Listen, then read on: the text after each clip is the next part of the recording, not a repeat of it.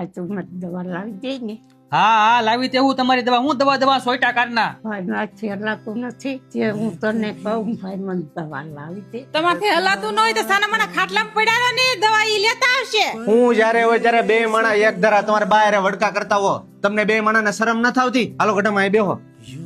એલા તારી માએ પેટે પાટા બાંધીને માણાના દાહોલા ડળી ડળીને તમને મોટા કરેલા છે.